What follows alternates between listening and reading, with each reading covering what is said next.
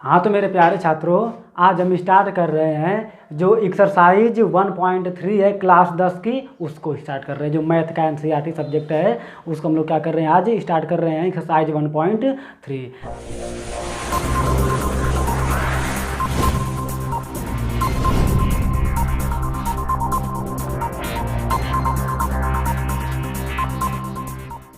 तो यह जो एक्सरसाइज 1.3 है, इसमें एक प्रमेय है जो कि बहुत महत्वपूर्ण प्रमेय है।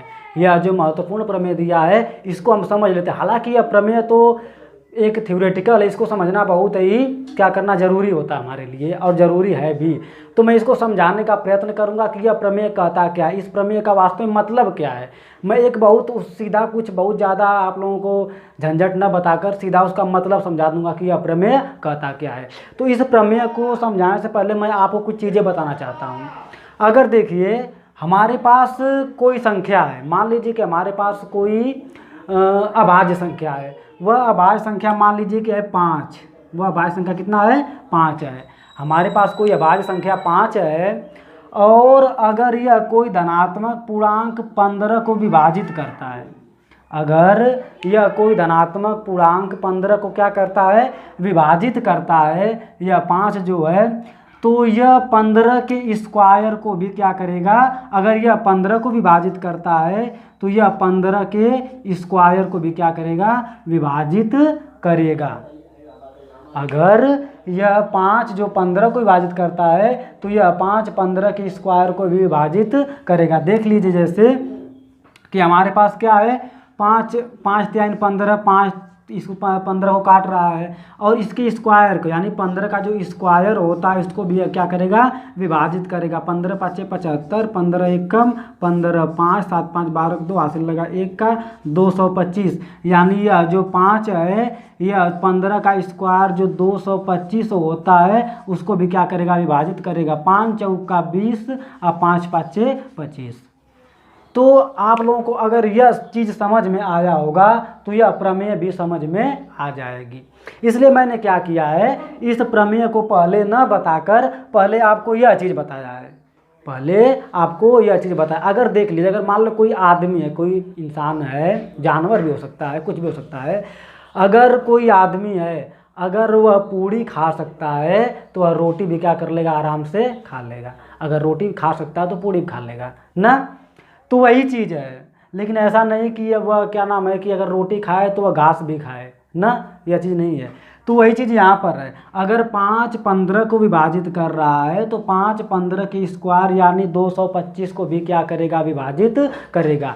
तो मैं इस प्रमेय के सहारे, इस प्रमेय के इशारे पर इसी चीज़ को क्या करूँगा, यह प्रमेय क्या कर रही है, इसी चीज़ को बता रही है। देखिए प्रमेय क्या है, प्रमेय की माना p एक अभाज्य संख्या है। माना p एक अभाज्य संख्या है, तो मैंने मान लिया कि एक अभाज्य संख्या 5 है। यदि p a स्क्वायर को विभाजित करता है, यदि p a स्क्वायर को विभाजित करता है, यानी कि यदि 5 15 के स्क्वायर यानी 225 को विभाजित करता है, तो जो p है यानी जो 5 है वह a को भी विभाजित करेगी, यानी वह 15 को भी विभाजित करेगी। जहाँ a क्या है, एक धनात्मक पूर्णांक है। जहाँ 15 क्या है, एक धनात्मक पूर्णांक है।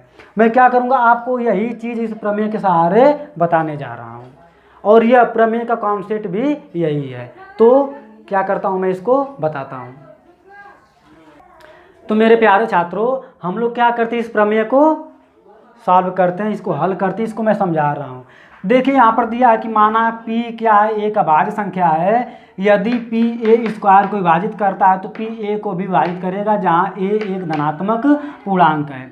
अगर a एक धनात्मक पूर्णांक है, यदि a एक धनात्मक पूर्णांक है तो a मतलब हम लोग a के अभाज्य गुणनखंड क्या ले सकते हैं, a के अभाज्य गुणनखंड ले सकते हैं, क्योंकि p एक अभाज्य संख्या है तो इसके बहुत सारे अभाज्य गुणनखंड ले सकते हैं। p1 p2 p3 dot dot dot कहाँ तक ले सकते हैं, pn तक।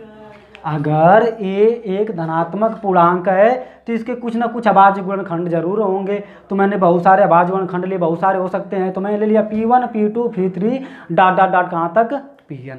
अगर मैं इसका वर्ग कर दूं, इसका मैं क्या कर दूं, वर्ग कर दूं, तो हमको मिल जाएगा a square equal to P1 का स्क्वायर, P2 का स्क्वायर, P3 का स्क्वायर, डॉट डॉट डॉट क्या मिल जाएगा हमको, Pn का स्क्वायर मिल जाएगा। मैंने क्या कर दिया, इसी का वर्ग कर दिया तो मुझको यह चीज़ मिल गया। अब जब मुझको यह चीज़ मिल गया तो हम जानते हैं कि जो P क्या है, एक अभाज्य संख्या है, और P क्या कर रहा है, ए स्क्वायर को विभाजित कर रहा है। दिया है P ए स्क्वायर को विभाजित कर रहा है, P ए स्क्वायर को विभाजित कर रहा है। देखिए यह P क्या कर रहा है, ए स्क्वायर को विभाजित कर रहा है। जब P ए स्क्वायर को विभाजित कर रहा है तो जो ए स्क्वायर के अभाज्य गुणनखंड हमको क्या मिले हैं, ए स्क्वायर के अभाज्य गुणनखंड हमारे पास हैं, ए स्क्वायर के अभाज्य गुणनखंड, ए स्क्वायर के अभाज्य गुणनखंड हमारे पास हैं P1, P2, P3 dot dot dot क्या है, Pn है। ए स्क्वायर को जो हमारे पास अभाज्य गुणनखंड वह क्या है, P1, P2, P3 तो हैं, भले स्क्वायर लगा है लेकिन चीज़ तो वही है, P1, P2, P3 dot dot dot Pn है। यानी ए स्क्वायर के अभाज्य गुणनखंड P1, P2, P3 dot dot dot Pn है, लेकिन यहाँ पर दिया है कि जो P है वह ए स्क्वायर को क्या कर रहा है, विभाजित कर रहा है। एक बार फिर समझ लीजिए कि जो ए स्क्वायर के अभाज्य गुणनखंड यानी ए स्क्वायर के जो अभाज्य गुणनखंड है वह क्या है, P1, P2, P3 dot dot dot Pn ही है, भले स्क्वायर लगा है लेकिन है तो वही ना, P1, P2, P3 dot dot Pn है। तो अगर ए स्क्वायर के अभाज्य गुणनखंड P1, P2, P3 dot dot dot Pn है और दिया है कि P ए स्क्वायर को विभाजित कर रहा है, तो P ए को भी विभाजित करेगा, तो P ए को भी विभाजित करेगा। तो क्या करेगा, P जो है वह A को भी क्या करेगा, विभाजित करेगा। क्यों, क्योंकि A के भी अभाज्य गुणनखंड क्या है, P1, P2, P3 dot dot dot क्या है, Pn है, क्योंकि A के अभाज्य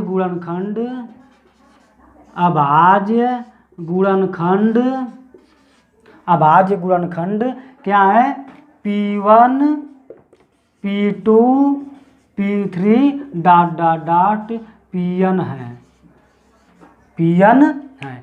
तो मेरे प्यारे छात्रों, हमको यहाँ पर समझना क्या था, हमको यहाँ पर यही चीज़ समझना था कि अगर P ए स्क्वायर को विभाजित कर रहा है तो P ए को भी विभाजित करेगा। आप देख लीजिए कि डॉट, क्योंकि ए के अभाज्य गुणनखंड भी क्या है, P1, P2, P3 dot dot dot Pn है। क्यों, क्योंकि अगर यह जो P यहाँ पर देखिए ए स्क्वायर के अभाज्य गुणनखंड P1, P2, P3 dot dot Pn है, यानी कि यह P भी क्या है, इनमें कहीं ना कहीं होगा जरूर। क्यों, क्योंकि यह P क्या कर रहा है, ए स्क्वायर को विभाजित कर रहा है, और ए स्क्वायर के जो अभाज्य गुणनखंड वह यह है, तो अगर P ए स्क्वायर को विभाजित कर रहा है उसके अभाज्य गुणनखंड यह है, तो P भी इनमें से कहीं ना कहीं होगा, P भी इनमें से कहीं ना कहीं होगा, इसलिए ए स्क्वायर को विभाजित करेगा। और इसी का अभाज्य गुणनखंड, इसी तरह ए के भी अभाज्य गुणनखंड वही है, यानी इनमें भी P कहीं ना कहीं जरूर होगा। इसको समझ लीजिए, जैसे कि अगर हमारे पास 15 है, मान लीजिए क्या है, 15 है, अगर 15 को 5 क्या कर रहा है, काट रहा है, अगर 15 को 5 काट रहा है और हम क्या कर रहे हैं, 15 का अभाज्य गुणनखंड निकाल रहे हैं, तो जरूर मिलेगा 3 गुणे 5, यानी यह 5 इनमें कहीं ना कहीं जरूर आ रहा है। जब कहीं ना कहीं आ रहा है इसका मतलब यह 5 जो क्या करेगा, 15 को काटेगा। उसी तरह अगर P इन ए स्क्वायर को विभाजित कर रहा है तो यह P इनमें कहीं ना कहीं जरूर होगा और वह P इनमें भी कहीं ना कहीं जरूर होगा। तो जब यह ए स्क्वायर को विभाजित कर रहा है और ए स्क्वायर के भी अभाज्य गुणनखंड यही है और ए के भी अभाज्य गुणनखंड यही है, इसलिए P क्या करेगा, ए को भी विभाजित करेगा। इसलिए क्या करेगा, जो p है वह a को b विभाजित करेगा। तो हमको इस प्रमेय में बस ध्यान में यही देना है कि अगर p a² को विभाजित कर रहा है तो p जो है वह a को b विभाजित करेगा। तो अब मैं क्या करता हूँ, इस पे कुछ सवाल इसके हिसाब से मैं बता दे रहा हूँ। मतलब इसके हिसाब से यह तो प्रमेय था, मैं कुछ सवाल बता दे रहा हूँ जिसका प्रयोग क्या हो जाएगा, मतलब जो प्रश्नावली हमारी है, प्रश्नावली लगाने में वह क्या करेगा, आसान करेगा। उसी तरीके के सवाल प्रश्नावली भी दिए हैं, मैं उससे संबंधित कुछ सवाल बता दे रहा हूँ।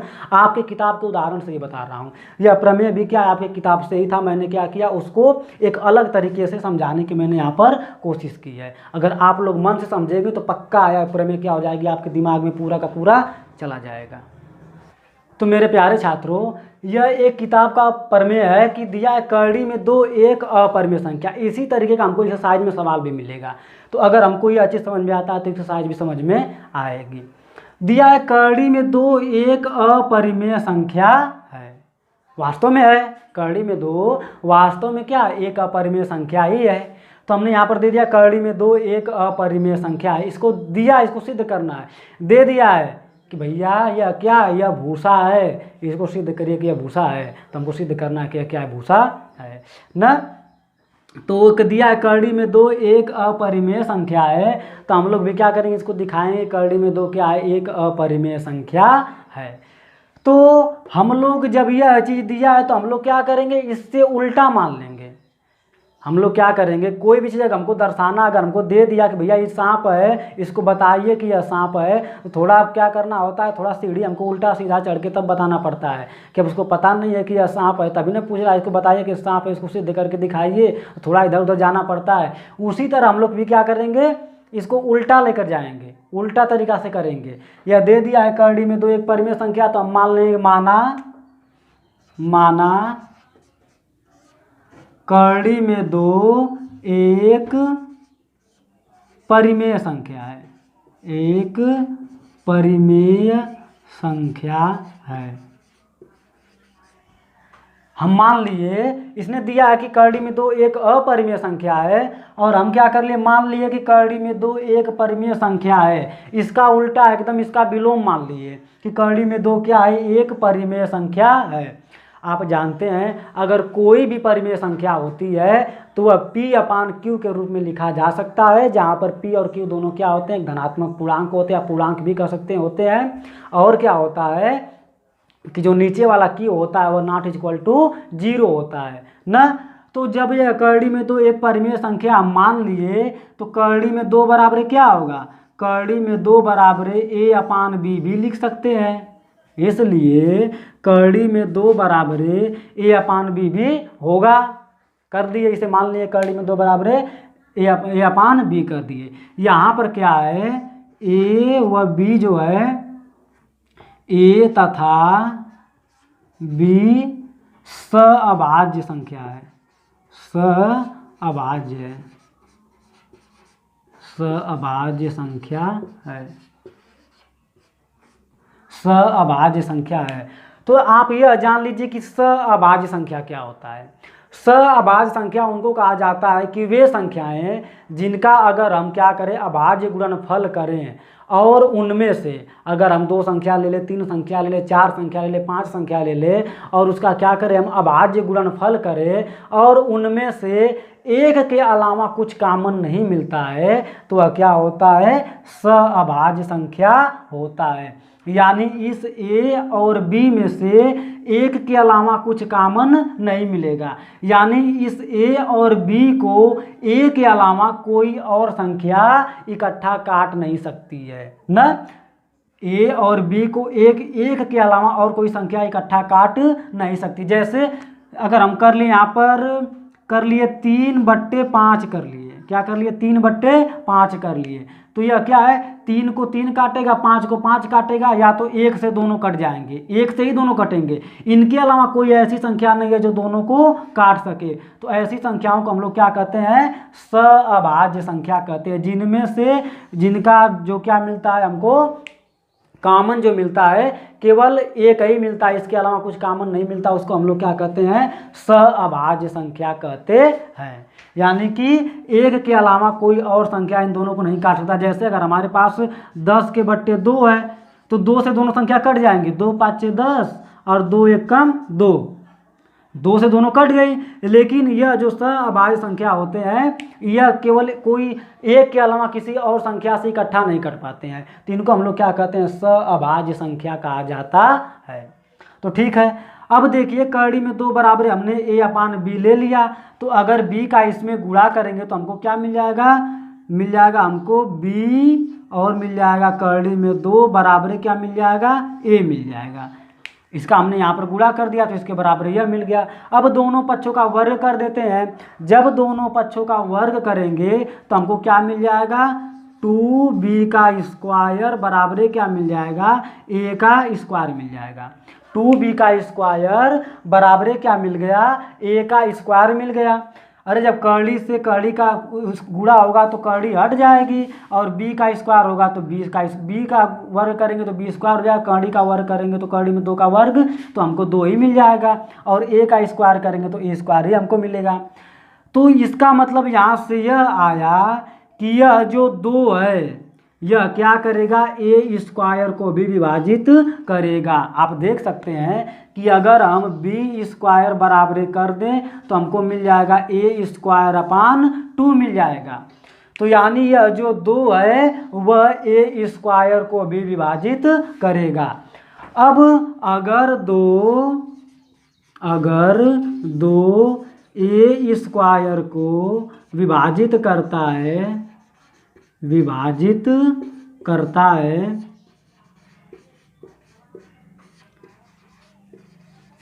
अगर 2 a स्क्वायर को विभाजित करता है तो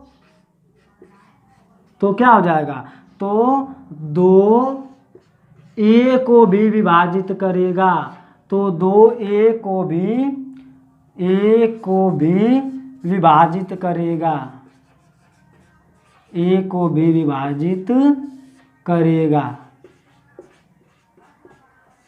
हमने क्या देखा कि अगर यह 2a स्क्वायर को विभाजित करता है तो 2a को भी विभाजित करेगा। कैसे करेगा, इससे पहले वाली प्रमेय में हमने क्या कर लिया, इस चीज को पढ़ लिया है कि यदि p a स्क्वायर को विभाजित करेगा तो p क्या है, a को भी विभाजित करेगा। यानी कि अगर 5 225 को विभाजित करेगा तो 5 जो है वह 15 को विभाजित करेगा। अगर क्या है कि 2 10 को विभाजित करेगा तो 2 100 को भी विभाजित करेगा। उसी तरह अगर 2a स्क्वायर को विभाजित करेगा तो 2a को भी विभाजित करेगा। यह एकदम नोटिस पॉइंट है, इसको आप लोग ध्यान में रखिएगा। यह जो पॉइंट है इसको आप लोग ध्यान में रखिएगा। अब देखिए कि अब हम ले लेते हैं a बराबर है, a और b दोनों धनात्मक पूर्णांक हैं, तो हम क्या ले लेते हैं कि अगर हम ले लेते हैं a बराबर 2c ले लेते हैं, a बराबर 2c लेने पर a बराबर हमने क्या ले लिया, 2c ले लिया। तो जब a बराबर हमने 2c ले लिया तो हमको क्या मिलेगा यहाँ से। अब देखिए इसको अगर समीकरण नंबर 1 कर लेते हैं तो a बराबर 2c यानी a का मान समीकरण नंबर 1 में अगर हम रख देंगे तो मिल जाएगा हमको 2b का स्क्वायर बराबर क्या मिल जाएगा, यहाँ पर a स्क्वायर यानी कि 2c का स्क्वायर मिल जाएगा। तो यह तो है यहाँ पर 2b का स्क्वायर बराबर यहाँ से मिलेगा 4c का स्क्वायर, और 2 दूना को मिल जाएगा हमको 4, यानी मिल गया b स्क्वायर बराबर 2c का स्क्वायर मिल गया। क्या मिल गया हमको, b स्क्वायर बराबर 2c का स्क्वायर मिल गया। यानी कि अब यह 2b को भी विभाजित करेगा, यानी कि अब जो यह 2 है वह b को भी विभाजित करेगा। देख लीजिए 2c स्क्वायर बराबर दिया है b स्क्वायर, तो c स्क्वायर बराबर क्या मिल जाएगा, b स्क्वायर अपान 2 मिल जाएगा। यानी कि यह 2b स्क्वायर को भी विभाजित करेगा। तो अगर 2b स्क्वायर को विभाजित करेगा तो 2 क्या है, b को भी विभाजित करेगा। हमने यहाँ पर देखा कि प्रमेय से देखा है कि अगर p था a स्क्वायर को विभाजित कर रहा था तो p a को भी विभाजित करेगा। उसी तरह अगर 2 b स्क्वायर को विभाजित करेगा तो जो 2 क्या है वह b को भी विभाजित करेगा, अर्थात 2 जो है b को भी विभाजित करेगा, b को भी विभाजित करेगा। जब 2b स्क्वायर को विभाजित कर रहा है तो 2 क्या है b को भी विभाजित करेगा। आप यहाँ से देख सकते हैं। अब एक नोटिस पॉइंट यहाँ पर है और एक नोटिस पॉइंट मैं यहाँ पर देता हूँ। 2 पॉइंट नोट हो गए, यानी कि अब यह जो 2 है, यह 2 यहाँ पर a को विभाजित किया, यह जो 2 था यहाँ पर a को विभाजित किया, और यहाँ पर यह जो 2 था वह किसको विभाजित किया, b को विभाजित किया। यानी कि जो 2 है वह a को भी विभाजित किया और जो 2 था वह किसको विभाजित किया, b को भी विभाजित किया। और जो हमारा सहअभाज्य संख्या होता है उसका नियम तो यह होता है कि एक के अलावा कोई ऐसी संख्या नहीं है जो क्या कर दे, इन दोनों को विभाजित करेगा। लेकिन यहाँ पर तो दोनों को विभाजित कर रहा है, a को भी विभाजित कर रहा है और b को भी विभाजित कर रहा है। हमने यहाँ पर देखा कि जो 2 था वह a को भी विभाजित किया और जो 2 था वह b को भी विभाजित किया।